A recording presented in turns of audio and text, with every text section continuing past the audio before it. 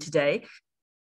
Today is really a very proud moment for me because two of our guest speakers is actually part of the Johannesburg Chamber's program right from 2015. So we'd like to welcome our guest speakers and also all participants. The Chamber movement originated in Marseille in 1599. JCC is part of the 400-year-old Chamber of Commerce brand. JCCI was established in 1890 and is part of the International Chamber of Commerce in Paris. So we have access to 14,000 chambers globally and throughout all the programs, and we make this access to markets available to all our members and also to all our participants in the various projects that we run. JCCI is also part of the Association of South African Chambers, where all the major chambers in South Africa formed an association where we can look at key issues locally, being electricity, water, infrastructure, and then we will engage experts to do research and produce a report, and we will lobby on behalf of the business community with the government as well. And in collectively, the ASEC Chambers also accesses different regions, and we offer our members access to these different regions, and we have workshops as well. The Chamber's international reputation for good governance and its ability to deliver results have made JCCI the partner of choice for SME local and international projects, such as the City of Johannesburg, GIZ, the Global Export Accelerator, Flanders, and the GIZ Women in Business Desk.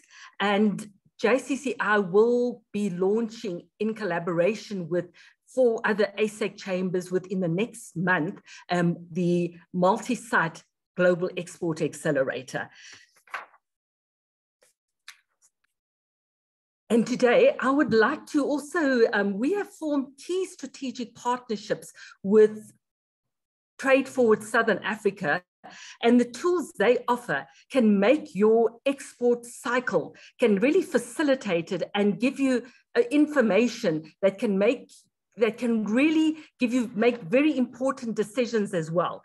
And I would now like to hand over to Rob Moody, Lead Access to Information and Trade Promotion, Trade Forward Southern Africa. JCCI really values our partnership with Trade Forward Southern Africa, and we look forward to strengthening that partnership and making all these services and tools available to all our members as well. Thank you, Rob. Thanks very much, Bernadette. Welcome, everybody. Just by way of a quick introduction as well, Trade Forward Southern Africa is funded by the government of the United Kingdom, and in this partnership with JCCI, we're, if I can say this politely, using and abusing JCCI to leverage a lot of their own knowledge and resources to share and collaborate with other business support organizations and exporters across the whole region that Trade Forward Southern Africa covers. And that is Botswana, Eswatini, Lesotho, Mozambique, Namibia, and South Africa. Our focus is not South Africa specific, but across the whole region. I'll just give you a quick overview of the offerings from Trade Forward Southern Africa, including obviously Trade Power Days like this. The intent is very much to help businesses overcome the non-tariff barriers to exporting. So with that, we've got 4 essential areas or pillars that our work stands on. It's access to essential trade information. That's the first non-tariff barrier that most exporters encounter. It's where do they even start the process? Where do they even get the first information about how to go about things and the knowledge that is necessary? We're also covering training on export. These 2 areas are under my responsibility. And then once a company knows what the barriers are, the rules, regulations, standards, certifications that they need, it's another matter to actually be able to achieve those certifications and get that documentation ready, whether it's HACCP training, global good agricultural practices, good manufacturing practices, HS classifications, and so on. And in our sector support, we provide a little bit more deeper level support to companies to be able to actually comply with the barriers that they've identified for their export. And we also have a very, very strong focus on women in trade. That's not just because it might seem like a good thing to do or make one feel good, but the reality is that in international trade, relationships are they're even more crucial and vital to your business than relationships are in your domestic market. And it's also one of those unusual, maybe not unusual, but it tends to be that women's approach to relationships and empathy and understanding and developing relationships tends to be a little bit more effective in some cases than ours as men. Relationships are crucial, and we've seen over the years more and more women becoming involved in international trade because they are very good at building relationships and therefore moving into international trade. And we've got our School of Export that we developed under the export training is being rolled out right across the whole region to more than 100 new women in trade in the next 2 months, with more going on during the year. I'll talk a bit more about the training shortly. So on the Trade and Information Hub, that's there. You've got the website URL there. I encourage everybody to visit it. The tools that we've embedded there are absolutely incredibly valuable. I've been using some of these tools for 20 years. Colleagues of mine in export promotion also using them say that once you get to understand exactly how valuable these tools are, you will never not use them again. It's a case of just trying to make sure that everybody knows these tools are there, make them easily accessible. And through our webinars and videos and training, we also try to make sure that everybody knows how to use these tools for greatest impact. So we cover market identification, training on information delivery. We're doing a lot of trade promotion, so social media intersection to build up the momentum in the region. And we also do, although we focus by the UK, we're not specifically UK trade oriented, but try to help companies whatever their best market may be. But we do also do focus on the requirements under the Economic Partnership Agreement that came into effect January last year between the United Kingdom and the Southern African Customs Union countries and Mozambique. Now, this is just to give you a quick overview of the Trade and Information Hub. On the home page, you'll see their country pages. Whichever country you happen to be from, you can access the tools via either the home page or via your country page. And the 5 key things that we've locked into the Trade and Information Hub is following the normal process and sequence that a new exporter will encounter. That's first of all, checking whether their company and their business and their product and their financials are in a state of development where they could be export ready, because exporting is much more complicated than local selling. The next stage, once you feel you're ready, is where do I even think to identify which markets I should be serving? And this is particularly where the International Trade Center tools that we've embedded in the hub come into their own. They can save you literally thousands of dollars of cost on consultancy fees, if you're getting consultants to work on identifying markets, or if you're doing it yourself, it can save you literally weeks and months of effort, short-circuiting through to detailed data that gives you what the best opportunities are for your product around the world. Once you've identified markets, of course, it's very important to know, are you relatively price competitive in the market? There are tools there again, they're embedded in the hub. There are videos explaining how to use them. Once you're comfortable that you would be price competitive in a market, you want to start looking for buyers. There are tools there. The Compass directory is embedded into the tools, and the Compass directory is the global benchmark directory that is in use in international trade for identifying buyers. It's usually highly expensive, but the International Trade Center has built them into these tools. And then lastly, and this is a big hurdle where the non-tariff barriers really come up, once you've checked your export ready, identified a market, you're price competitive, you've got buyers that you can talk to, now you have to make sure that your product can enter that market. with all the requirements that are in place, whether it is phytosanitary, sanitary rules, health and safety, labeling, packaging, even sometimes your pallets that your product is stacked on has to have a Forestry Stewardship Council, certification. It's that complex.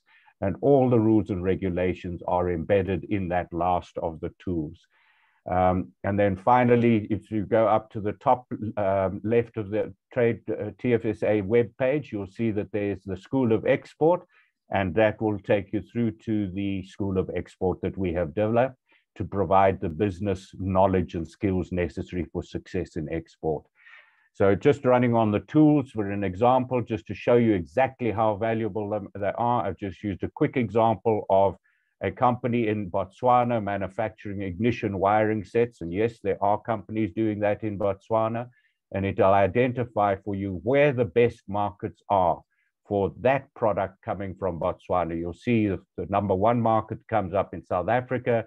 If you hover your cursor over any of these or click on it, it will actually bring up the dollar value amount of the market that is untapped in any of these countries.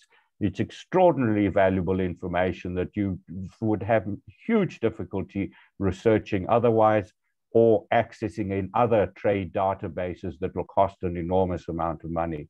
And the joy of it, it actually gives you even a verbal indication of the key findings at the bottom there. So you'll see there, it says the market is the greatest potential for China's exports of ignition wiring sets are South Africa, the United States, and the UK. South Africa shows the largest absolute difference between potential and actual exports in value terms, leaving room to realize additional exports worth 43 million.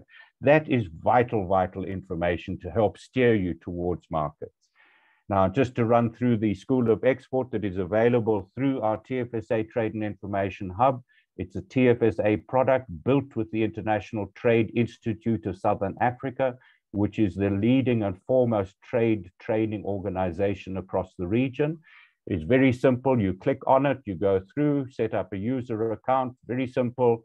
Your name, you put in a username, your email address, create a password, and it will bring you through to the modules. These modules are all available 24/7, 365. So particularly designed for access, especially at any time of the day or night, with busy schedules that most businesses have, and especially with women who perhaps also still primary caregivers. This is available. You could do the modules even on your telephone, waiting for school children pickups and things like that. Just quickly, the foundation modules, just I'll run through them quickly. The foundation modules, there's 7 up already, and we are embedding another 2 per month, every month through the course of 2022. So these will track as you're completing modules. There'll be new modules coming up, covering the international marketing side of it, how to locate buyers, international sales negotiations, international cargo movement, customs affairs, export administration, financial issues relating to it, and export legal considerations. That's just a quick overview of the offerings on the Trade and Information Hub from TFSA and the School of Export. I really strongly encourage people, managers in business support organizations and companies, to really go to the Trade and Information Hub for the extraordinarily valuable tools that we've been able to collate together and provide to you there, all free of charge, and then also the School of Export. So use them, please. The tools and guides are there. We're putting up some more guides shortly on registering across the region as an exporter, how to manage through Incoterms and a range of other things. So please, at no cost, save dollars and time and avoid costly mistakes by having the wrong information. Go to the TFSA Trade and Information Hub and School of Export. Thanks very much, Bernadette. We're looking forward to valuable further knowledge sharing by the rest of the speakers. Thank you, Bernadette. Back to you. Thank you, Rob, for a very comprehensive presentation. We'd like to really encourage all participants to really utilize the tools offered by TFSA. It will really assist you to identify suitable markets of entry and also really save you a lot of effort in the trading cycle as well. Now, the theme of our workshop today is agri-processing. And we know this forms a vital part of the economy. The agri-processing sector can create employment, it can boost the economy, and it's a very vital sector. And I would like to hand over to our next speaker, Chelsea Paull, who's actually one of our specialist trainers who actually works with our SMEs, giving them that specialized, practical, hands-on experience and advice and support. And we also value our partnership with Chelsea Paull and Scale Impact as well. And I'd like to hand over to Chelsea now. Thank you, Chelsea.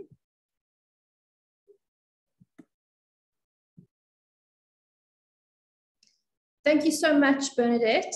And also thank you, Robert. That looks like a really great tool. So I'll definitely be letting people know about that. Looks fantastic. Thank you to the JCCI and Trade Forward for having us. This is a really great opportunity to chat to you all. And we're going to be talking a bit more about trends in agriculture and agri-processing over the next hour. So I just thought what would be interesting is if I know people are dialing in from different countries and different parts of the SAPU region. So if you could just put in the chat where you're from, it would be interesting to hear where you're dialing in from. And then if you have any questions, if you could also add those to the chat. I think at the end of the webinar, we will get to any questions. So we welcome questions, but we sort of have quite a strict time schedule. So we're trying to keep to that. So yes, let's get started. Just gonna turn this off. So I'm Chelsea. I work with small-scale farmer value chains at Scaled Impact. And I'll just give you a quick introduction to my colleague Florian, who will talk a bit later. He is our head of technology and innovation.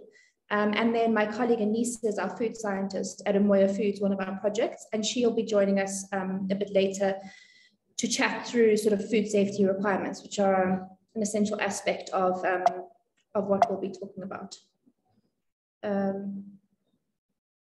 Just getting to my screen. So Scaled Impact is a not-for-profit company. We're based between Johannesburg and Berlin. And essentially our mandate is to grow rural economies. And we do this in a number of different ways, but we work mostly in agriculture and agricultural processing, although not necessarily only that. It depends on the opportunities of the place where we're working. We have an advisory arm. We work with governments and private sector to achieve that mandate. But we also have ventures that we develop on our own balance sheet, again, to implement ideas that we think would have an impact in raising rural economies. We work at the moment between Ghana, South Africa, Malawi, Mozambique. And yeah, I'm not going to go into too much detail on that. That's just a bit of background. So I want to start by talking a bit about the global context of where we're working. And I think that I'm not going to go into too much detail on this, but it's quite important for us, I think, as business owners to bear these things in mind. So I'll talk a bit more about global trade, climate change, conflict, and then obviously the effects of the pandemic. So trade impacts everything we do, directly and indirectly. It's a really important thing to be considering. And I think as nations, the level of complexity and diversity that we have in our trade markets can do a lot to protect us or leave us vulnerable. This map shows the dependency of food export, and obviously the greater diversification in our agricultural trade means it gives us more resilience and provides more sustainability to our growth. So in some, I think just a bit further down, some countries can have sort of quite an average rate of import dependency at around 28%, but some countries can be much higher, and they can be left a bit more vulnerable. But I think the point here is that trade can play a really important role in creating stability, and that specifically sort of farmers, food processors, and ultimately exporters are really important players in the global, meeting our global food requirements. I just wanted to show you something. I'm just going to quickly stop sharing this. Share something else. So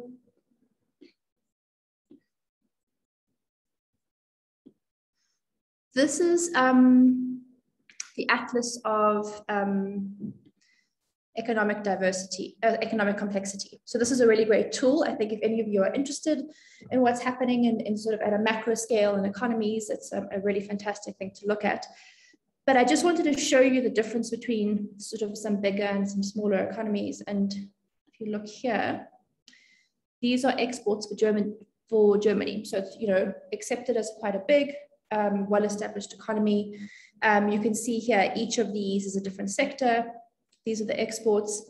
I think there's, you can see there's a lot of complexity to this. You can also put it onto the imports. And you can see that here, they're really employing the concept of diversification in their economy. And then I've also pulled up the economy for South Sudan. So, I mean, South Sudan's a very young country. I'm not sort of picking on them, but I think it's just a really interesting comparison to see that lack of diversity. And we obviously, I think, all have a good idea of the difficulties that South Sudan goes through in terms of these things. So I just wanted to share that with you. And then I'm going to go back to this.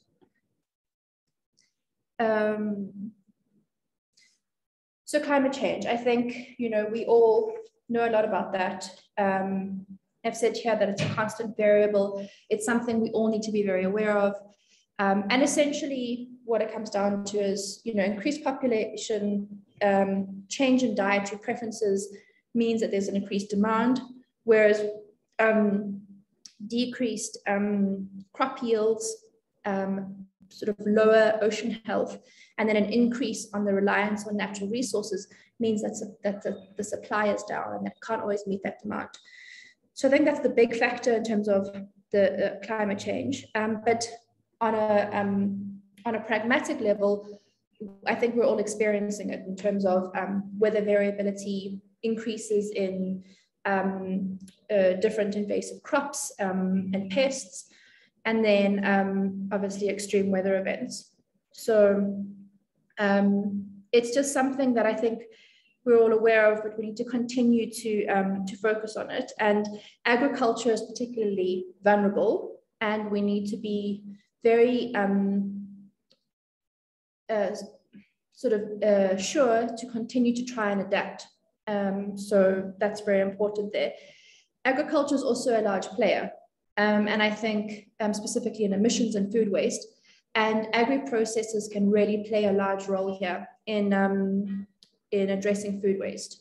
So that's something I just wanted to mention, specifically in terms of investment or government grants and support. It's a big theme, and I think it's something that if you are in agri-processing and you are contributing to food waste, it's something that you can focus on. Okay, so COVID-19. I think we've all experienced it in different ways. There's been a lot of disruption.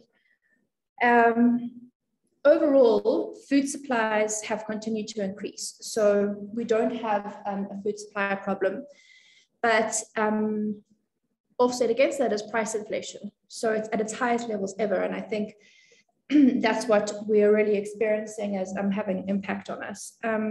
This is mostly due to things like increased costs in inputs, so chemical inputs for agriculture, and import bills, so that's becoming more expensive, but also the restrictions and the costs of transport. So things like the shipping crisis, I don't know if anyone here has experienced difficulties as a result of that. last year. I know one of our businesses had a big disruption because we use a compostable plastic. It's very much part of our brand identity, and it's an important aspect of our packaging. We placed our last order for that in October, and we still have no news on when that will arrive. So I think things like that, you know, can actually have a very kind of day-to-day impact.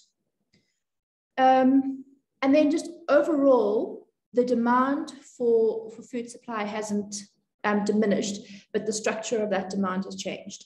So whereas hospitality used to be a big procurer, I think that's moved over to supermarkets, and people, suppliers are having to sort of redirect their efforts in terms of sales. And then whereas in-store retail was very strong, online and home delivery are becoming more common. And I know of two fantastic programs that have just won grant funding. One is in northern, sort of very rural KZN in South Africa, and the other is in Tembisa and Gauteng. And those are both sort of rural or township-based delivery businesses that are set up to serve people in terms of sort of medical supplies, food, takeaways. And I think it just goes to show the extent to which people are moving over to a different way of sourcing their food. And then I've said here there are opportunities. I think at a more global policy level, there's all sorts of talk of how there are opportunities right now to restructure the food systems in more equitable ways. I think that's a much larger conversation.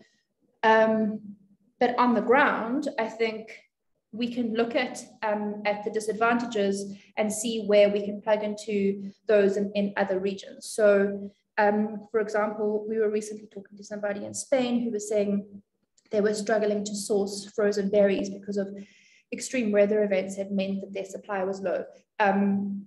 The export routes from South Africa to Spain for frozen berries may not exist, but it's something that could be explored. It may already be being explored.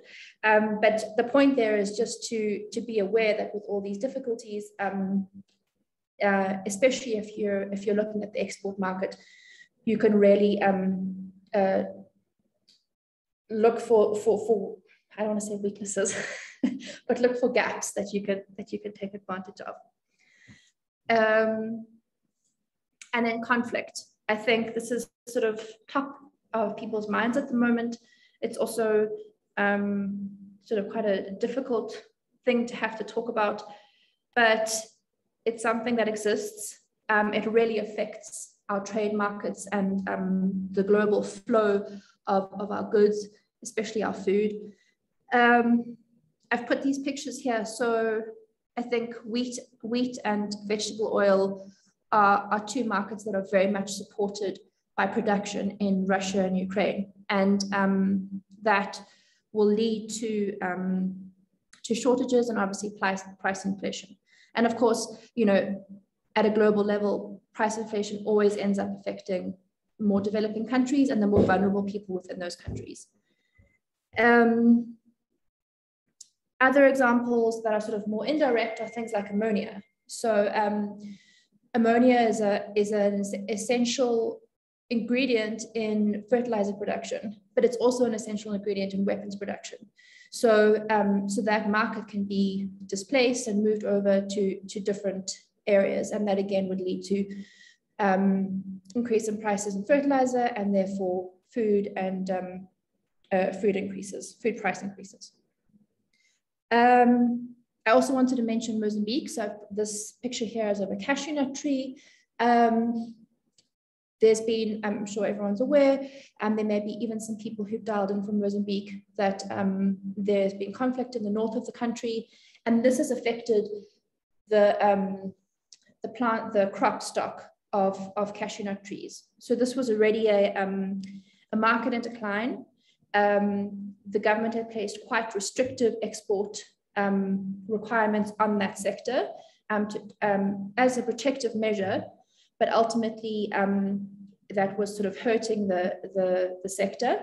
And then with the decrease in supply and stock, one of the largest traders in cashew nuts, or the final large trader, left the country. And so those people who are reliant on that crop, who have established trees, are now left to find their own market access and figure out where to sell their cashew nuts. So those are just some examples of how conflict affects us. So I wanted to talk a bit more about Southern Africa. The first thing I want to say here is I've really tried to look hard for information that's related to that's really up to date and kind of post-COVID information. The most information that I find on that is based in South Africa. So I've tried to make it a bit broader across the SACU region and Mozambique, but I just wanted to let you know I'm not trying to be biased. So I think the big thing is that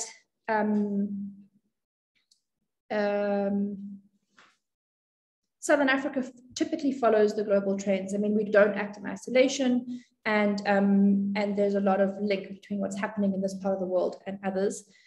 Overall, South African agricultural production is increasing. So I think the last time we had a webinar with JCCI, we were actually at an agricultural recession. So that's quite positive. This is primarily because of good production conditions. Although I'm not going to talk about the huge amount of rain we've just had or are having. I don't think we've fully seen the effects of that yet, but also good export opportunities.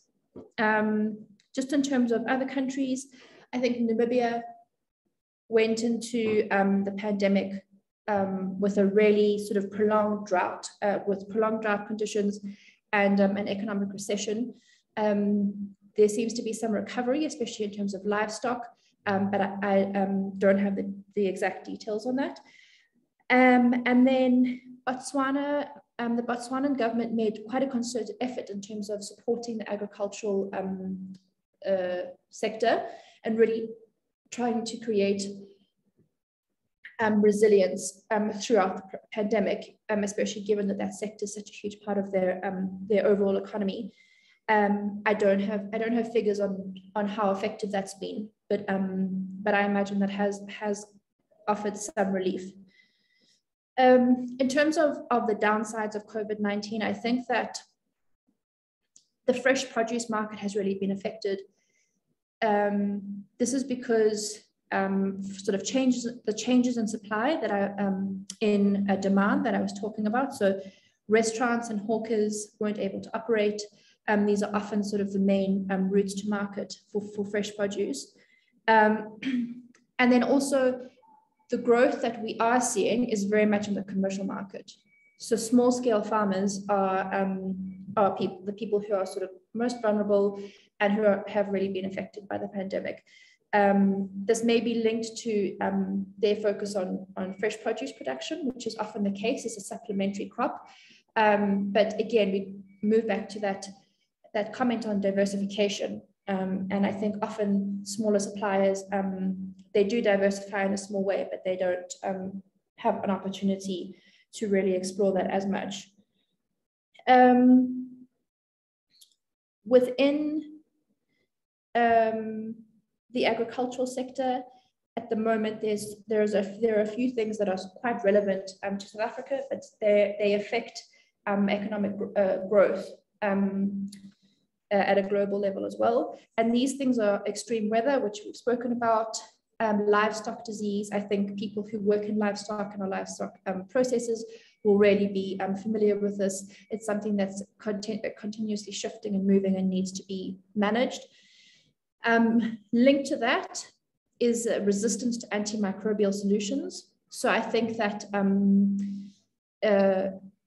that's just sort of in terms of crops and livestock, and then regulation on new plant breeding techniques and how that affects the capacity of mostly of the farmer more than processors. And then on the demand side, I think the things to really consider are evolving diets. So we talked about that in terms of dietary changes, increased preference for protein products and that sort of thing, but also just changes in the way that people are focusing on health and sustainability. People may sort of have an aversion to genetically modified crops, whereas that's really being pushed on the supply chain and so the supply side. And then just sort of the policy response to all of these trends and how policy is supporting that. And then just in terms of these general trends, these are very much linked to global trends, but there are some that are a bit more specific to the region. So climate change, I'm not going to speak about that in too much detail. Adaptation is essential there. Phytosanitary measures. So this speaks to traceability. I think anybody who was exposed to the listeriosis outbreak in South Africa will remember sort of the difficulty of that, but that's led to sort of much more stringent requirements on traceability. And I think the pork 360 certification has been a result of that. And I know that Namibia is making huge efforts in that direction because of their focus on livestock production. In terms of market access, this really needs to be driven by government and by supporting institutions like the ones that are hosting us today. It's things that support this process are good administrative systems, good transport infrastructure, having the right protocols in place. And I think examples of this are special economic zones, which there has been some success with these in Egypt and I think Morocco. And South Africa and Mozambique are really focusing on these, especially for post-harvest processing. So we should keep an eye on those and see how they develop. And then agri-technology. This is something that's obviously always been around for many, many centuries. It doesn't necessarily refer to digital technology, but it needs to support agricultural production in both sort of small low-tech ways and high digital, more advanced ways. But it's important that skills development is maintained alongside that. And then the sector-specific power alternatives. This is really relevant to all countries in this region. I think, we all are experiencing power shortages and the agricultural sector will not be spared from that. So I think it's looking at how the sector can really address that issue. And then land and water policy. This is quite South Africa specific, and it's talking around land redistribution and how that's to be managed. I think the government has sort of lagged in terms of giving a clear directive and clarifying that alongside water policy and water regulation use would really open up a lot of potential for investment. And also just sort of growth in that area. And then natural disaster relief support. This is, it just needs to be a big focus at a national budget level. So it's something, again, sort of at a policy and budgeting level that needs to be considered. And then adequate skills development. So this is something that we specifically experience in South Africa, and I think in other South African countries where there's progress in the sector, but we need to make sure that the skills we have are also progressing alongside these sectors. I think that you can have a lot of SMEs that are established and they're supported through sort of policy and different financial infrastructures, but you need to be able to maintain them through good, adequate skills capacity. That's just something to note there. And then if we look at the investment focus, it's quite similar, so similar trends. Oh, sorry. So high-tech commercial scale farm investments. This is very much, that's a picture of a blueberry farm in Madikwe in northern South Africa. I think there's a lot of money, especially foreign investment, going into that level of farming. And obviously that has huge potential for export. Traceability, this is specifically in livestock, but it's relevant across all agricultural sectors. And it's something that all farmers and processors should be bearing in mind, especially with export. And Anissa is going to talk far more about that, about requirements for food safety and how that's relevant. And then agri-technology, we've spoken about this. It's just looking at sort of how we can continue to improve our systems and make them more efficient.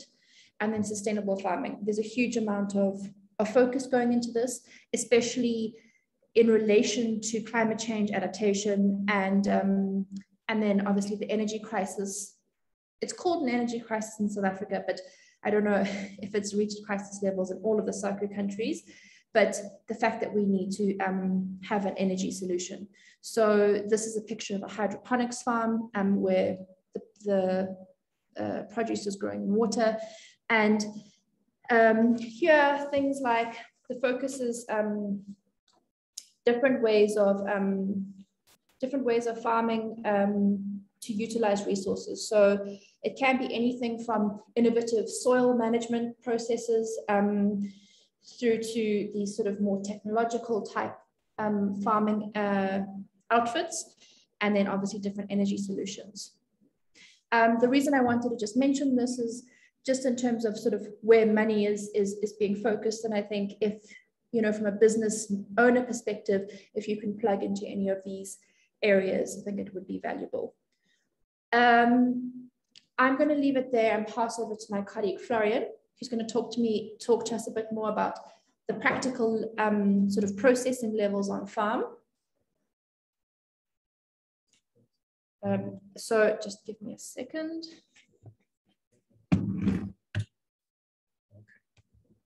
Hello, can you see me all?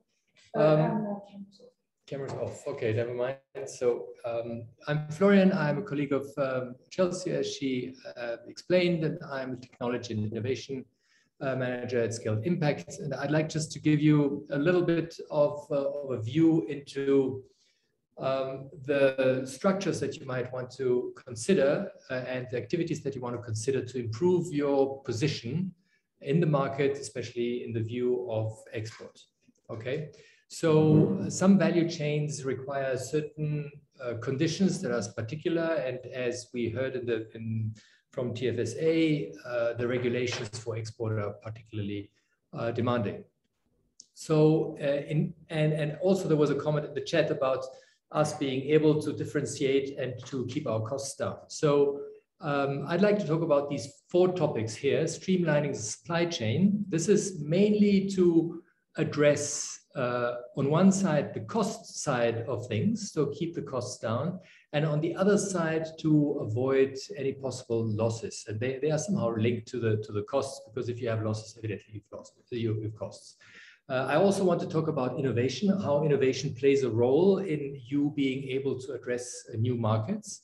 And that also talks to niche crops that are directed to high value markets. And then there's maybe the last topic here is particular for small farmers, where many markets demand high levels of volumes, and a small farmer on his own might not be able to do that. So farm aggregation is quite an interesting topic to look at. So in terms of looking at the streamlining of the supply chain, so basically, as I said, there are 4 aspects to the supply chain and to the post-harvest processing that you need to consider.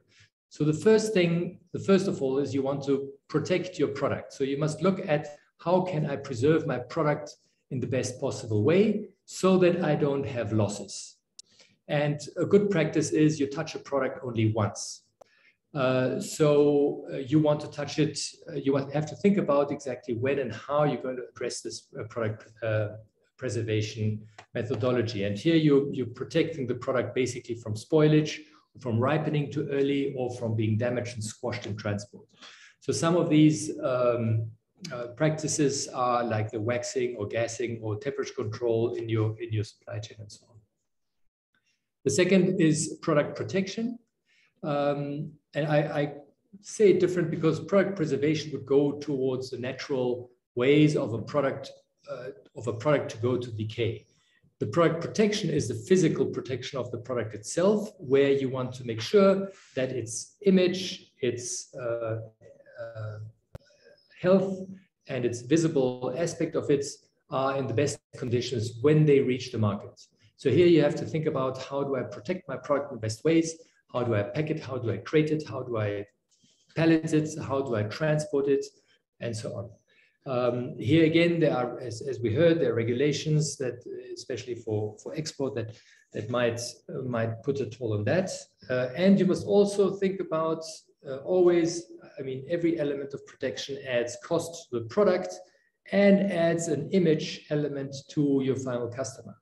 So there is multiple levers that you want to have to look at, but there is no sense in having a wonderfully packed product if at the end it is damaged. So it's an important thing to consider. The third point here that I'm mentioning is transport optimization. Is how do you optimize transport? Like if you have very heavy goods, then the weight of your merchandise will be the limiting aspect of your transport. Maybe there is something that you can transport alongside a heavy weight, which is a high volume product, and then you can optimize your transport. I mean, this is pretty simple. Some other aspects that would go a little bit beyond that is when you think about what your product is that you want to sell, where you can consider of transforming your product into one that needs a different kind of transport. I'm thinking, for example, about post-harvest processing and converting a fruit into a dry fruit. As soon as you have a dried product, you have a lot of changes in the following supply chain that can be applied that are of benefit. I'll talk about this a little bit later. And then evidently the last point is, how can you create added value products? And added value products, clear, is more value for your kilo of product that you can have. So it can go into the choice of your product or also into the grading of your product.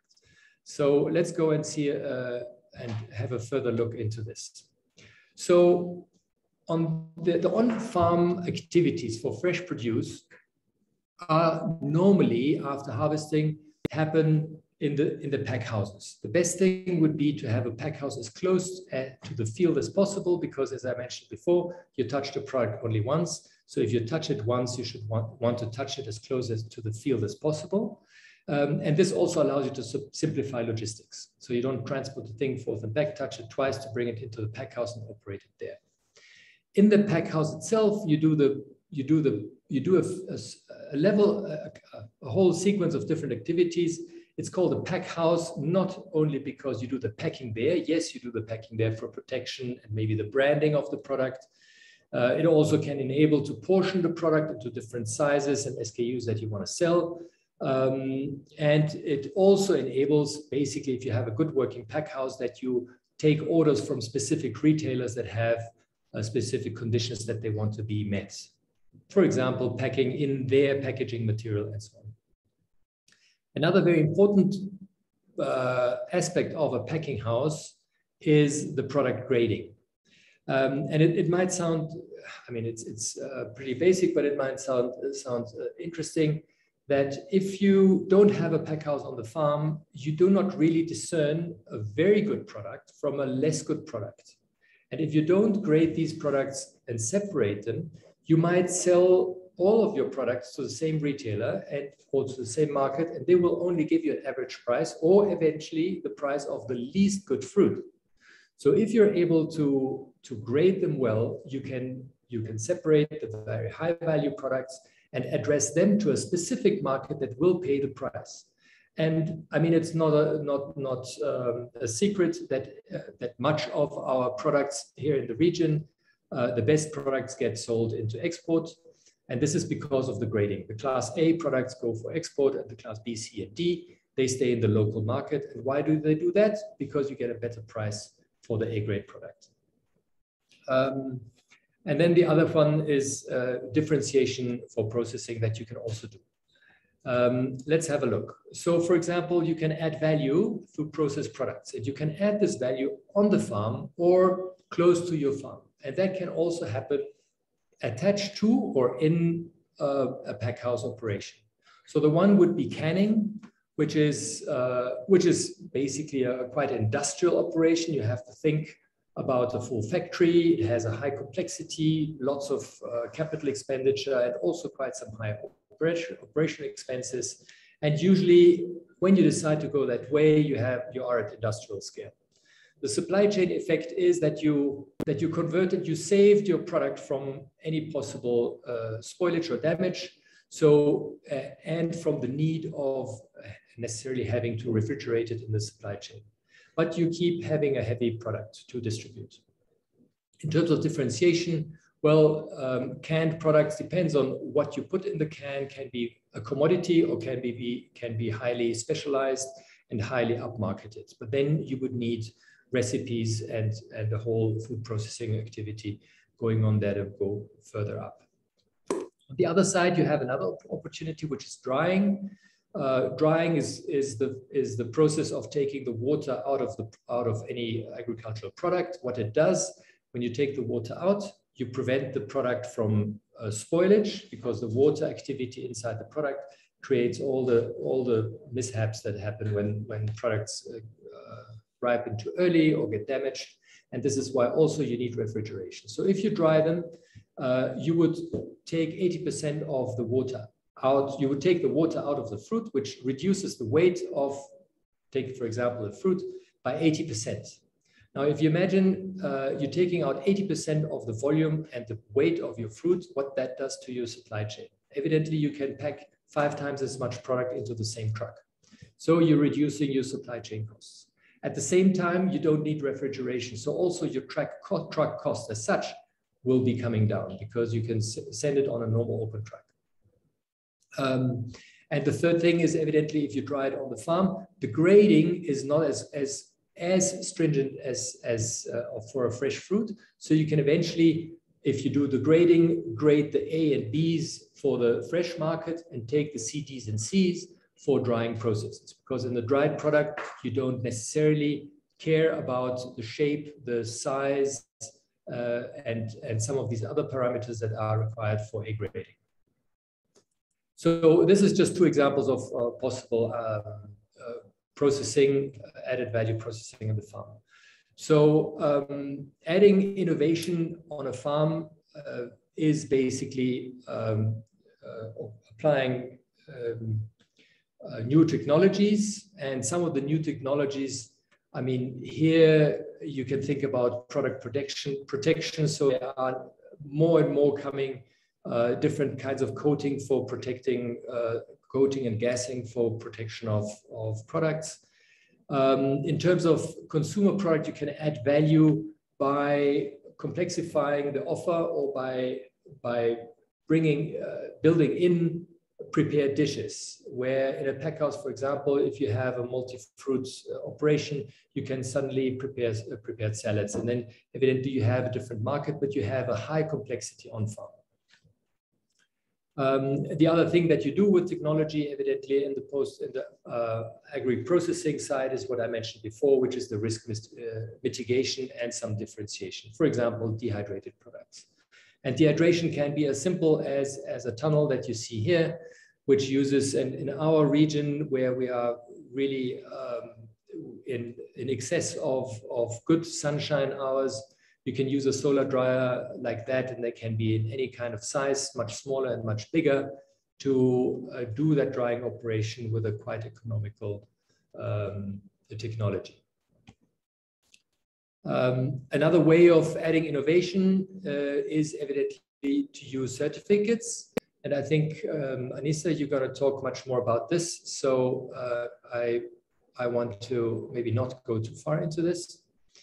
And the other one is looking at the 4th chapter that we looked at is maybe to venture into niche crops that are in high demand at high value markets. And here, evidently, there are either quite strict quality requirements when you come to pharmaceutical and medicinal products, especially for your on-farm processing activities. Or if you are innovative with a product of high demand, you will have to learn how to farm that in sufficient quality, volume, and so on, to be able to address the requirements from the market. The last point here is the aggregation advantage, which I mentioned before. This is especially, I would say, for smallhold farmers that want to get into the retail market, because in retail, usually you compete with commercial scale farmers at high volumes. And as a small scale farmer, it's very difficult to access that market. So the only way you can really do that is if you bring many of your colleague farmers together to aggregate the volumes, so you can address the tenders accordingly. You must consider that retail, the high volume retail is very competitive in pricing. So you are up to a difficult game, especially when it comes to commodities. So here again, high value added crops that are specific and that can eventually have a benefit when they are denominated from the origin of a smallhold farm or a specific region are a way to go if you want to address that market. So the farmer aggregation evidently enables you the marketing, which I mentioned before. One is the combining the volumes, and the other one is to leverage also the marketing efforts. And you might also, some people, some big commercial farmers might not be able to produce organic or specially branded products, but small farmers can do that. So here again, if you come together, you can do that. Eventually, you can also call them as give them a regional label, which also in some cases have a high competitive advantage in the market, which will also allow you to command the price. And in terms of farmer aggregation, it doesn't only help on the front side of the market, but also on the back side of the farm operation, which is your costs and your input costs economies. If you aggregate amongst many small farmers, you can manage to buy your inputs at a bigger volume when you aggregate them. And you can also consolidate your supply chain going back into the market when you combine the volumes for deliveries, especially if you're far out of big trade centers. So this is aggregation advantage here. There are some examples that do it very well. Some struggle with that, but here are just a few examples of them. The ARC supports those, and there are smaller organizations that do especially the aggregation, and they have managed to address markets with that. So the things to remember for agro-processing and post-harvest activities is, or on your farm in general, is you don't only want to look at evidently your production in terms of volumes, but also on your financial targets for the business.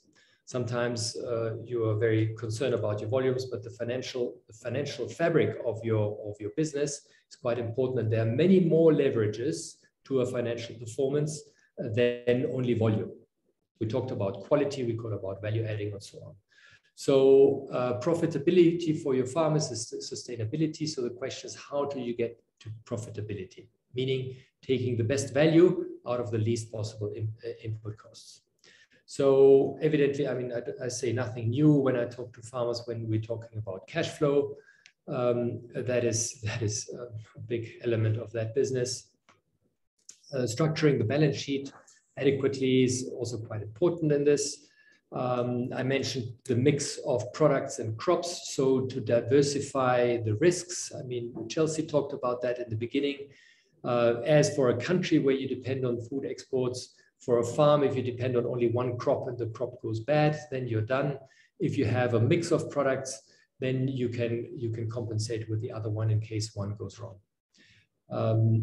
I hope that also I mentioned, it came through here that bigger is not always the better option. Smarter and more differentiated might be the better one.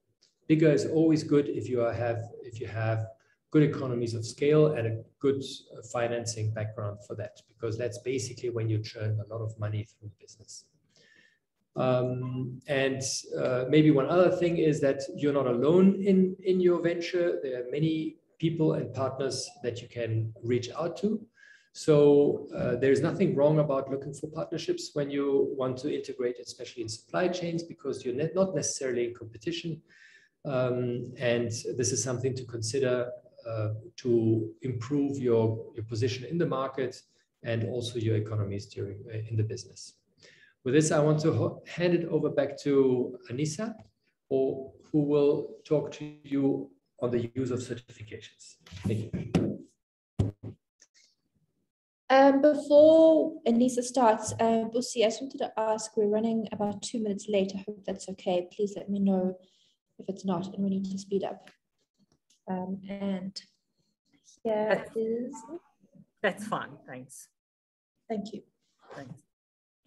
Hi, okay, so I'm Anissa, and I'm a food scientist, and I want to speak a little bit about certification and the value of certification and what it can do for your business. So certification isn't just sort of you know, a notch on the belt. It can really open doors to where you can you know, sell your products into, and the also how other people regard your products.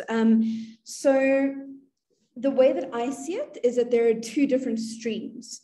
There's certification that helps with transparency, and that's food safety and quality validation. So all this certification in this line basically is helping the consumer or the retailer have surety that what they're buying matches the quality that they're paying for, and that it also, I mean, fundamentally won't make them sick.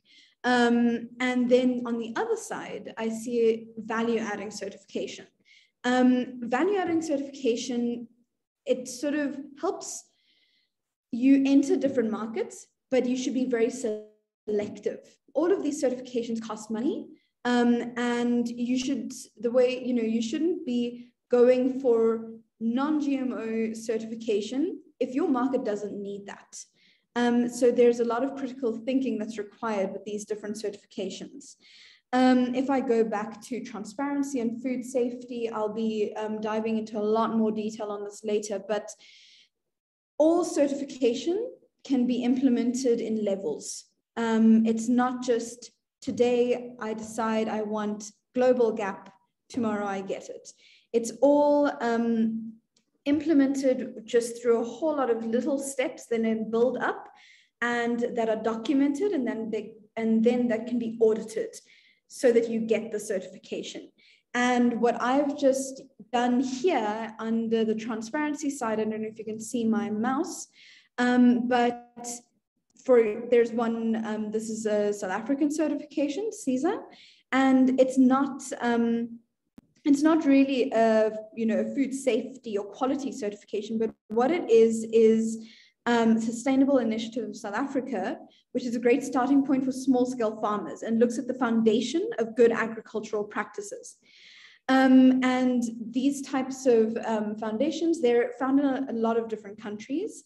And what it does is it gives you the starting point for how you should be setting up your production or your, how you should be managing your farming practices so that you can build up to get, for example, local gap. And then to global gap. And if you start doing processing, so added value, like both Chelsea and Florian mentioned, you then have these foundations in place, and then you can build up to a HACCP, which is food safety, and ISO, which is more about quality. And these two are certifications that then help you lead to FSSC 22000, which is what if you're doing any added value processing and you're trying to get into the formal supply chain, you often need your production site to be FSSC 22000 certified. So it's just showing you a bit of like the build up across the certification levels that break down the process. So if I jump to the next slide, this is a very simple and high level sort of supply chain. And what you can see is that the different certification applies to different levels. So in farming, you've got your good farming practices, good manufacturing processes, and this is where the start of traceability happens. So when I talk about traceability, it's saying me, the consumer, buys product X. Product X has maybe something, something not right with it. I'm unhappy. I make a complaint to who I bought it from, and that can be, open market or a retailer. And then there needs to be a little trail that can get right back to the, to what was happening on the farm or in processing, to understand what went wrong so that you as the producer can put in place some corrective action. So farming is where, traceability starts. And then you can go into raw material that goes right to the final customer, or you can go into added value processing. And now when you're going right to the final customer with your raw material, this is when you start making decisions of, the value adding certification. So if it's organic, gluten-free, non-GMO, et cetera, depends on the market you're trying to enter.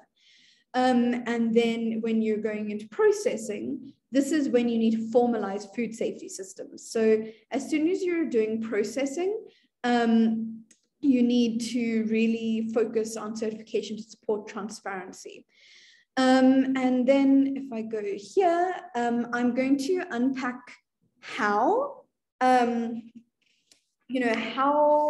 you can implement certification. And I'll mainly look at food safety. So food safety, it's simply a series of actions backed by documentation that shows what exactly is done at each step, from over here, the farm, to now the final customer, the fork. And there's two sort of prongs with food safety. The one is consumer protection. So this is actually, saying you as a producer selling to a consumer, you're not trying to sell anything that's going to make them ill. And food safety is always the number one area to consider, and why you should be implementing, quality control systems or safety control systems. It's basically just for consumer protection. And it should be whether you're certified or not, you should have processes in place that do protect the final consumer. And then for the second angle is about opening your markets again. So, if you're looking at small markets or independent retailers, often you just need a certificate of acceptability or analysis. And what that means is that if you're doing some form of processing or, you've got a bit of value addition over here, what you're saying is that where you're doing this, it's food safe. And that's just the Department of Health coming to look. And then as soon as you want to access more formal markets, for example, larger retailers, or you want to start exporting, that's when you're looking at the more formal certification, which if I jump up, that's we're going here. And these markets will require you to supply certification saying, yes, I've done these checks. Yes, I have these prerequisite programs in place. Yes, I've been audited. So someone has actually made sure that I've got all of these processes in place. And all of these kind of principles of consumer protection and also expanding channels, I'm talking about them very much from the food angle, but they apply to cosmetics as well. So, I'm not sure if anybody is in the cosmetics industry here, but these are very standard systems that are applied across cosmetics and agriculture. Now, to bring things back sort of to earth and specifically looking at agriculture, As we discussed, food safety is made up of actions that control the risks in farming and processing. In an ideal world, food safety would basically be based on prerequisite programs. So that's at the bottom of this little pyramid. And what that means, prerequisite programs mean, to describe it simply, it is washing hands before working with the produce. Storage in cold storage, if you need cold storage. If you're drying, you know that you're drying for this amount of time so that all the moisture is out and so that no mold is growing. It's all of these very basic steps that as a farmer, as a producer, you've already got in place.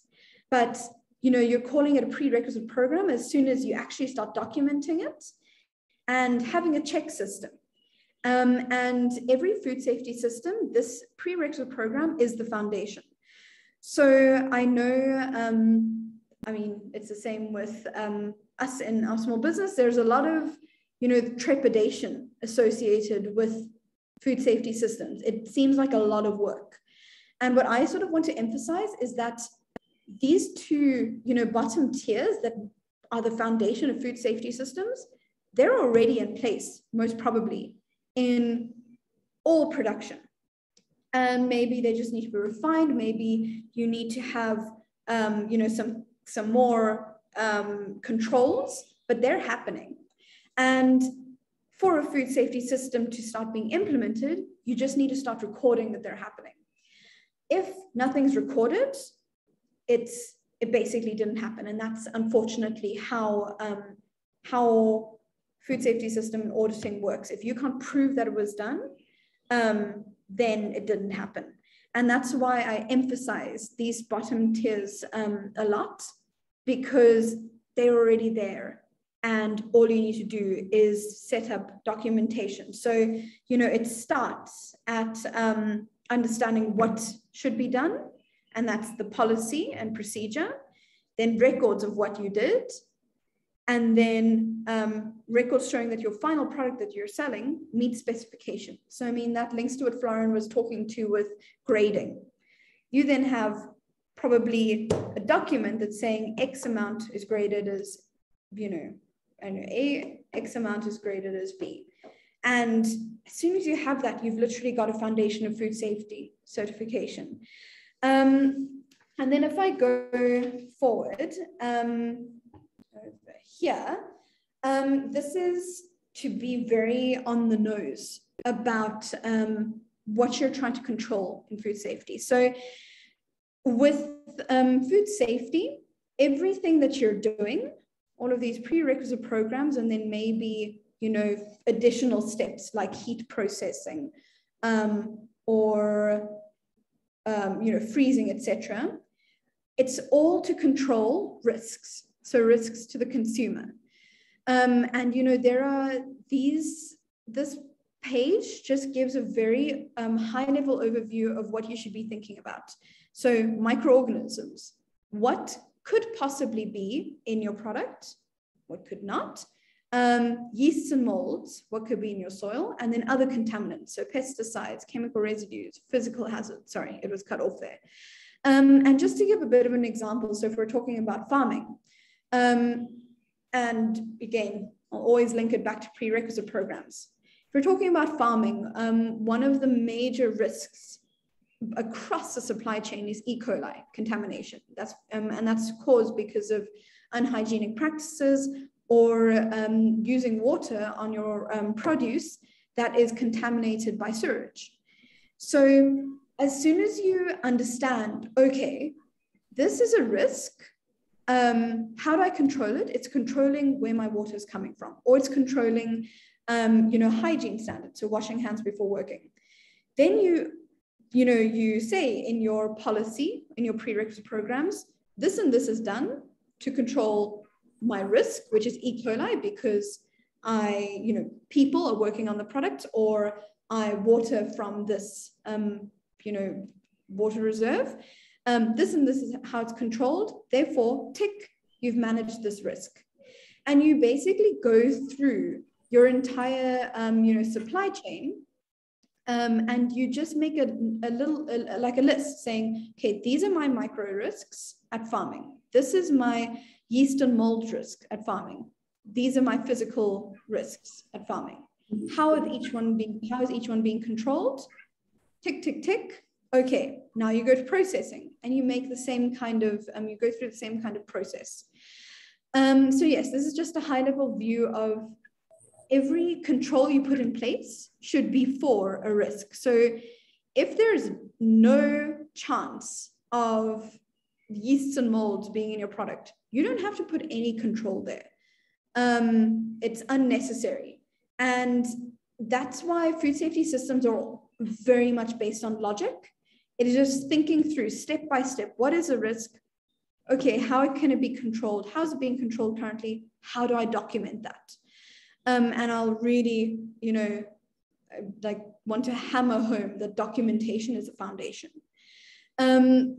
So the key points for working towards your food safety certification is understand your risks, as I've said, establish a documentation system that supports traceability.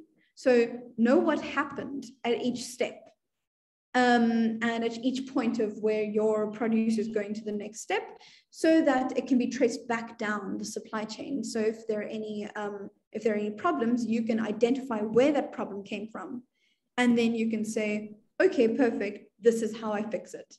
And then, yeah. Hi, Anissa, excuse me. Sorry, Anissa, you only have 1 minute. Okay, I'm almost done. Thank you. And then as I think I've now said this to death, but prerequisite programs are the most important element of any food safety system. You should implement that first. You probably have most of it implemented. So it's just about then recording it. And then, yeah, just to run it through, systems take time. Like, as I said, you can't start today and think that it's going to be done tomorrow. You need to constantly build on it. You've got to be ready to adapt based on the end customer. If your end customer wants now to, I don't know, if they want you to go from HACCP to FSSC, you need to be ready to add those steps. There are unavoidable costs. There's microbial testing, there's auditing, there's upgrading facilities. If you've got an end product that you want to make claims on, there's nutritional testing. And then finally, research. So as I said, be critical of what you're putting in place. If you don't need to make claims, if you don't need to do nutritional testing, then don't do that. You also need to be very aware of what legislation applies to your area and also where you want to go. If you're starting today, talk about South Africa. If you're starting today in South Africa and you're going to be selling in South Africa for the next 3 years, but you have the goal of export, then set up your systems to align with that goal so you don't have to do it 3 years down the line. Yes, that is me. Chelsea, I'll hand it back to you. Stop sharing.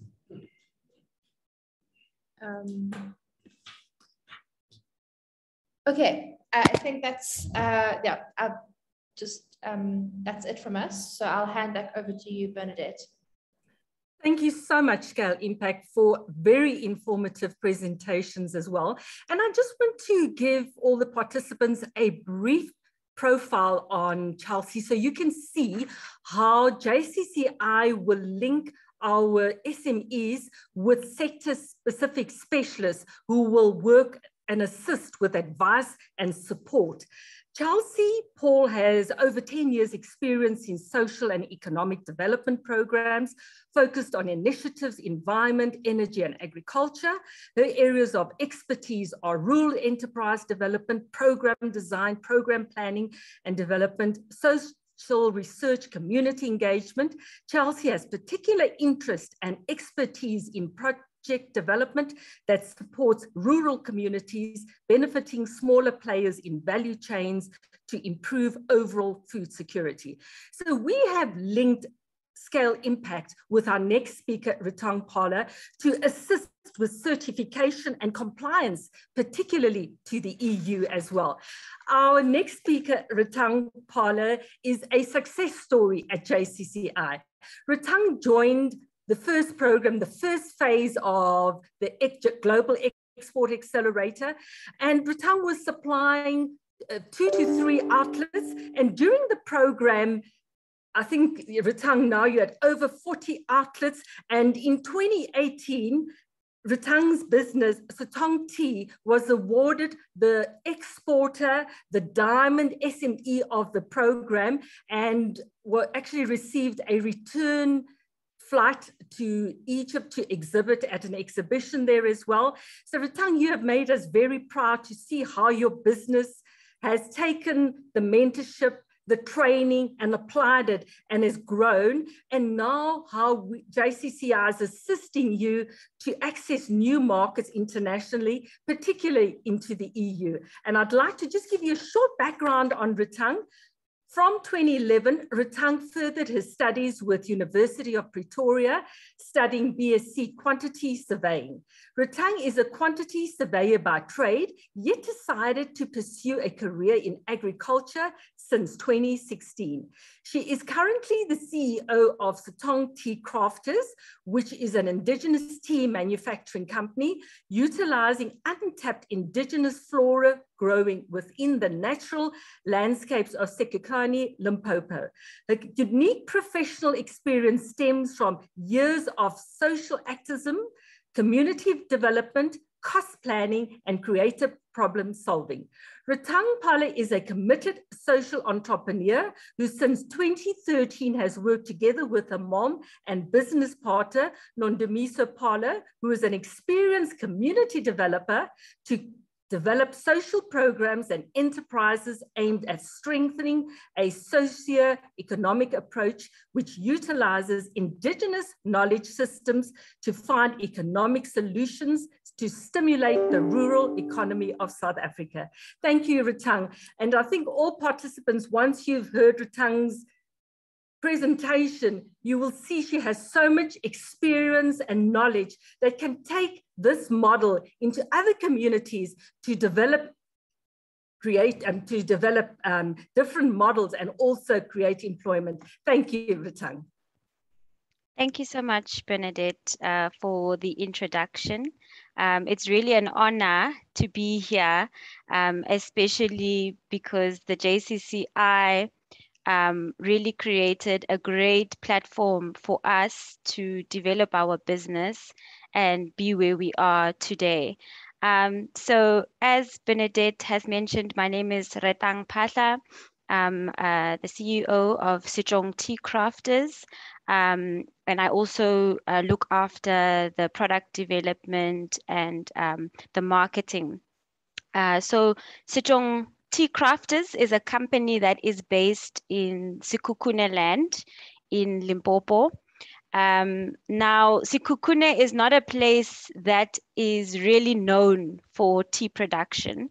In fact, when many people think of tea in South Africa, the main, if not only the only tea that people think of is rooibos tea, which really shouldn't be the case in a region such as Southern Africa, which is the third most biodiverse region in the world.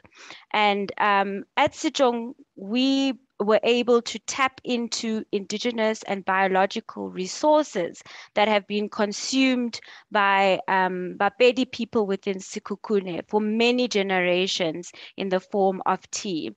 So we used a method called asset-based community development to do social facilitation and community facilitation within Sekukane, within 2 municipalities, one being Ephraim Morale and one being Makudu Tamaga in Sekukane. And the asset-based community development approach gave birth to a community movement within Sekukane, which they called Bapedi Arabweleng Sejong, which in English means Bapedi, let's go back to our culture. And basically what the asset-based community development intervention did in Sekukane is it showed the community that their culture and their heritage is an economic asset. So I'm going to take you through a little bit about our model, how we implemented this asset-based community development approach, and how what the steps after that were to get the product on the market. And this is just to provide an example of what we can do with biological resources growing within Southern Africa, and how we can also use that as a platform for community development. So as I mentioned, we used a model of asset-based community development, which was implemented by our sister nonprofit organization, which is Siapila Youth Support Services. This provided a holistic intervention that allowed communities to access and create sustainable employment and entrepreneurial opportunities in such a way that can increase youth and women economic participation, particularly within rural areas. What this process entailed was an engagement of youth and women in dialogue. And the dialogue was aimed at empowering youth and women to be proactive in identifying the assets that they already possess and that are immediately accessible for them in order to leverage them for socioeconomic development. And this exercise was further aimed at inducing social cohesion, which we found to be lacking within the communities in Sekhukhune.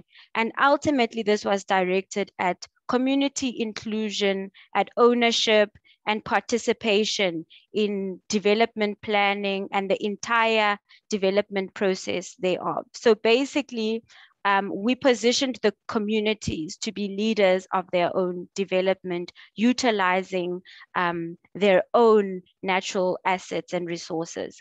This included continuous social facilitation, which is still going on even now, and also instilling a business mindset and character within rural youth and women, as many people within rural areas are not really, hadn't really been in a business environment. So this process actually exposed to indigenous resources. It exposed that there was a deep amount of indigenous knowledge within the rural areas of Sekhukhune. And there was a lot of different assets through this process that were exposed, but we chose to focus on two, one being the Dia Red Root tea. And this was a tea that was consumed for many generations by a village called Ramatlala Ramoshibo in Sekhukhune. And this tea had been drank and used within traditional medicine as a way to balance blood pressure, cholesterol. It was used as a natural antibiotic. And further research by the CSIR and the agricultural research found that it contains so many minerals and nutrients like calcium, zinc, and fiber. But we found that this plant hadn't been commercialized before, along with many other plants that we'd also identified within the process of asset-based community development. Another plant that we zoomed in on came from the Phaahla community. This is what they call the Tepane black bush tea, which had been used for many generations for immune boosting. And further research found that it contains many antioxidants, it contains amino acids and minerals like zinc and iron. So in order to then position this on the market, we looked at developing a brand that spoke to the community. So using the name SETŠONG, which means culture in Sepedi, it creates a connection between the community and the brand, utilizing also the cultural colors and the traditional attire, trying to showcase the heritage on the branding. So we then created a range of different infusions that will speak to modern markets and, make it more appealing to the global market. And we looked at infusing it with different spices and fruits that are well known to the market. We're also currently working on developing other products using extracts of these plants like a gin, animal feed, skincare, supplements, but this is just to showcase the diversity of products that can be developed using indigenous and biological resources within the Southern African region. So our model and our value chain is all about community inclusion. We undertook a process of empowering 2 communities into cooperatives comprised of youth and women. And these cooperatives were positioned as the primary producers of the Tepane and the Dia tea, from cultivation to processing, just to ensure inclusivity and ownership. And these cooperatives were initially partnered with an entity that was also incubated at the JCCI. And this entity was positioned to establish market platforms. And this model allows for an inclusive value chain, as I've mentioned. And since then, the cooperatives have been consolidated into one company, which is SETŠONG Tea Crafters. Our model also includes, our value chain, includes wild harvesting, and this has created a platform for even more job opportunities within Sekhukhune. We have partnered with villages within Sekhukhune, other villages within Sekhukhune, who have these plants growing within their natural landscape. And what we had to do then is raise awareness around these indigenous resources, because people were already chopping the trees down with development happening in rural areas. People were building houses in areas where these plants are growing. But what we had to do is then create environmental awareness to ensure the preservation of these plant species and other plant species that have potential to create economic value. This also included then upskilling of community members as wild harvested, which included training and upliftment. And like I said, this creates even more opportunities for economic participation. Because we're working with indigenous resources, we also have to comply to biotrade laws. So we've had to form relationships with community leaders and traditional authorities, which are the access providers to these indigenous resources. And in that process, we are also, giving benefits to these traditional authorities through signing of benefit sharing agreements. And this ensures inclusivity within the whole model, that everybody who is within this value chain has benefit.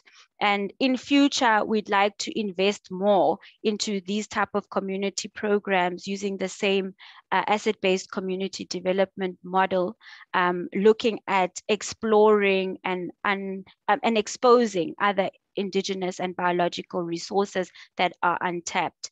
And we are looking towards creating an indigenous knowledge hub as well within Sekhukhune. So our development process, just to give you an overview of the journey we had to go through. It started with the community engagement and the social facilitation, including the asset-based community development model.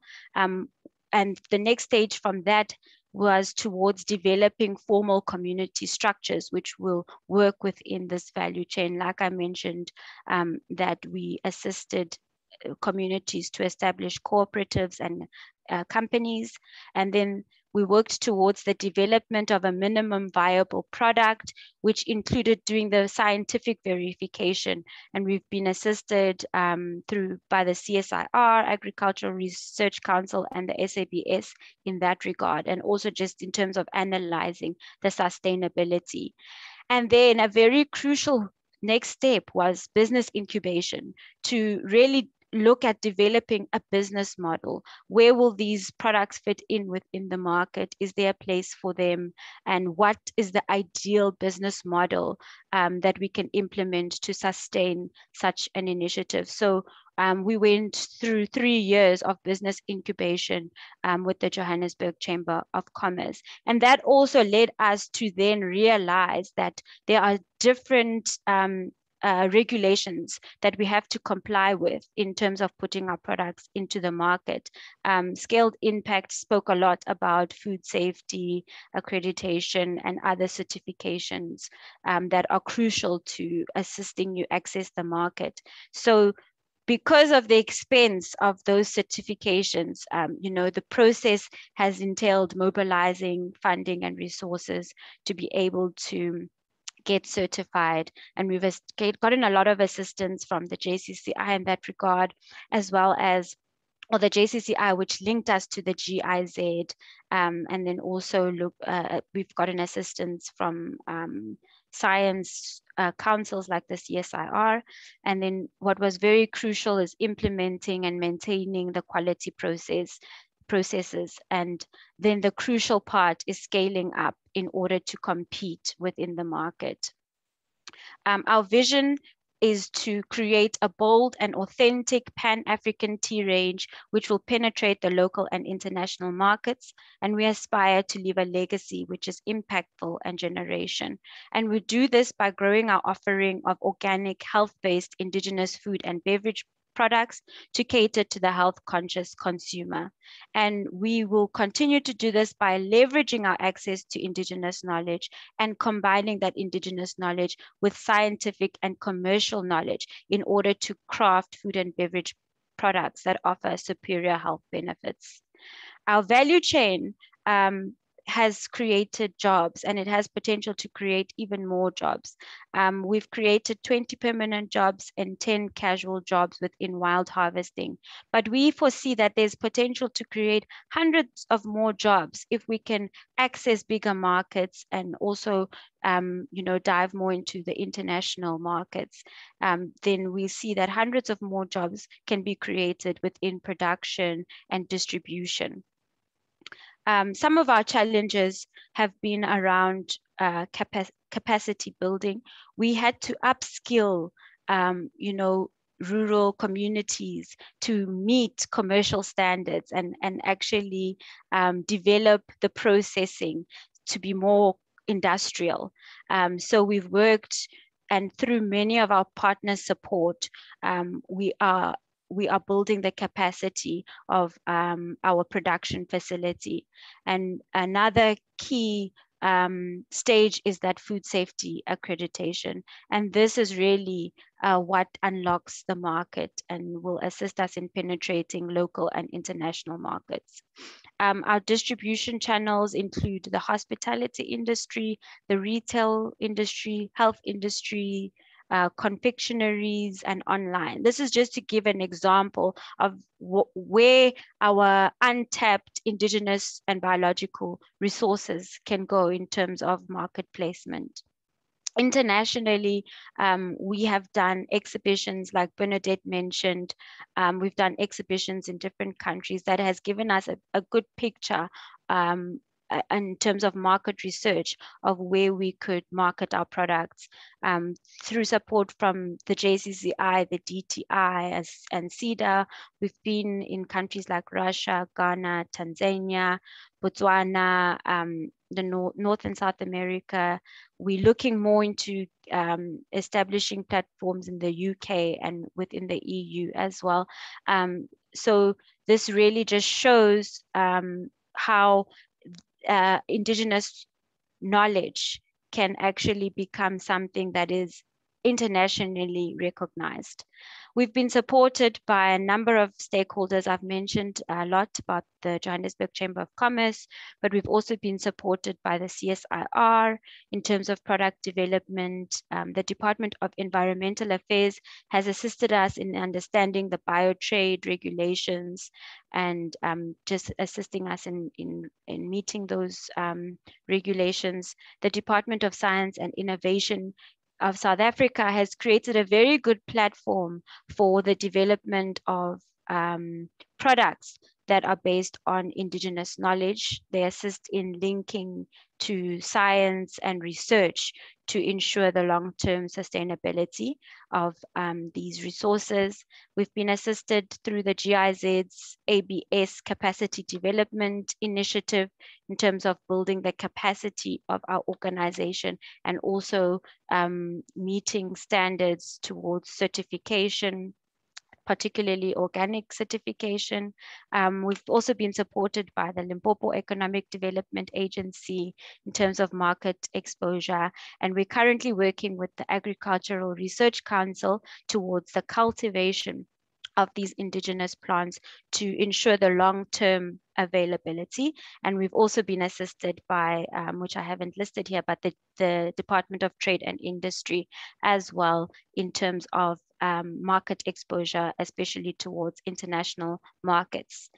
We won a couple of awards. The JCCI awarded us as the most progressive SMME of the 2018 Global Business Accelerator. We won an award at the Bio Africa Convention as a Bio-Entrepreneur of 2019. We won an award at the SA Innovation Summit with CEDA, as well as we were awarded second runner-up in agro-processing by the ESCOM Business Investment Competition. So thank you very much. Really, I hope we were able to give an example of how we can build the rural economy using indigenous knowledge systems in order to tap also into international markets. Thank you very much. Thank you, Retang, for your presentation. And, you know, whenever you speak about your journey and you share your story, you just make everyone at JCCI so proud. And we look so forward very shortly where we will see you globally, and you're really going to have such a global brand. And we look forward to that because you have everything to make it a global brand, and also to take your model and how we can implement the model throughout the SACU and Mozambique region. And that will also create employment. And as you shared as well, because with the harvesting and the packaging of the product, there you need additional, that will create additional employment as well. So we really would like to see that model taken throughout Africa and just produce such great results. As I said, Retang, thank you so much. And we really look forward, and we know it's going to be a global brand. As we have the Rooibos, everybody speaks about SETŠONG Tea. Everybody's going to know about SETŠONG Tea globally as well. And that's one of the objectives at JCCI. And then also, thank you so much, Retang. And also, if there are any questions, we could take one or two questions.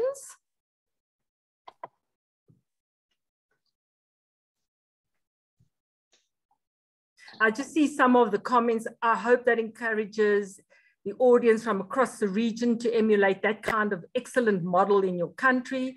Hi, Retang, thanks a lot for your great presentation. Can you kindly indicate one of the retail stores in Pretoria, if there are any?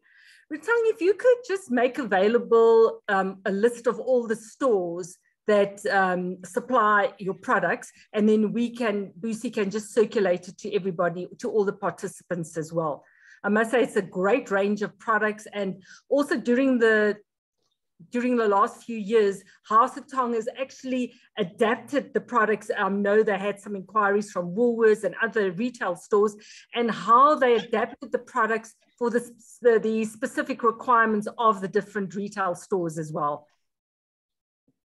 And especially to cut out the misconception that urban areas provide jobs. So all we're receiving here is just comments and how these products can be accessed in the different retail stores. So we will make this available as well.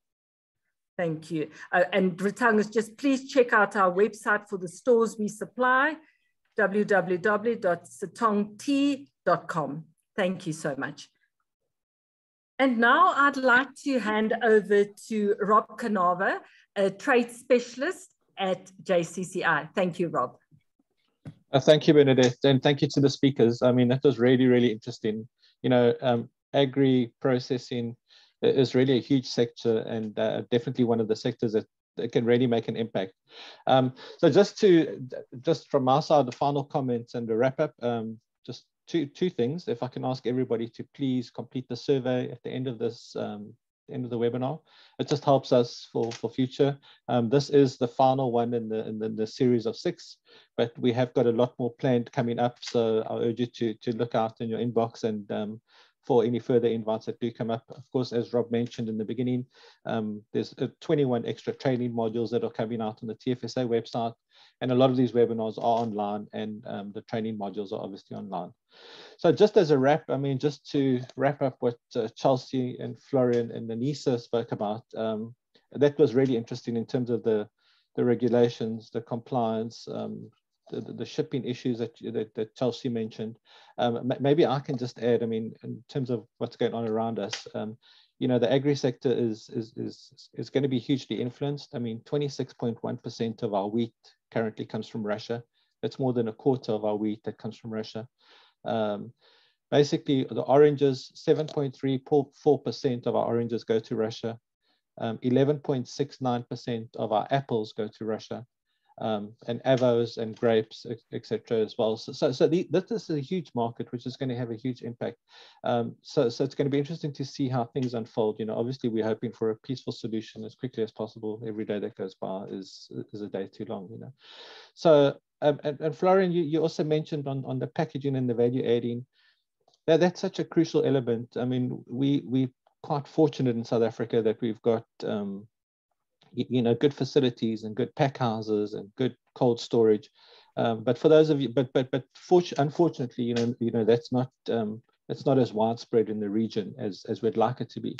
So if you take potatoes, for instance, you can harvest potatoes twice a year, but the average potato lasts 2 to 3 weeks if just left out in a room, but in cold storage it can last 6 to 9 months. So you can see the huge difference that things like packaging and cold storage solutions can have, you know, for the benefit of the sector. So, I mean, I know in certain markets across Africa, I mean, even some of the fast food chains, they even have sometimes they have a shortage of potatoes where they can't serve fries with their burgers. I mean, this is a real issue that, you know, some of our colleagues will have experienced. So yeah, things like packaging and value adding, I mean, those are critical elements that we need to take into account. And then obviously the documentation. Anissa, I liked your comment where you didn't want to complicate things, but I mean, understanding the rules is key, and then, you know, making sure that you've got the documentation is paramount to that. And then Retang, on your SETŠONG Tea, yeah, an amazing story, fantastic news. Congratulations on all the awards. I mean, it's really been, it looks like it's been, I'm sure, a hell of a ride. I mean, and you're definitely reaping the successes, and you've got a fantastic brand, which I think, like Bernadette says, there's no reason why SETŠONG Tea shouldn't be another Rooibos tea. So I'm sure together with TFSA and the JCCR, you'll continue to get the support that is required. And I know it's been a long journey, but I'm sure that you've still got a way to go. There's still a whole world out there, and I'm sure that's your target market. So without a doubt, I wish you all the best. And I mean, to all the speakers, thank you again, and to everybody that attended, thank you.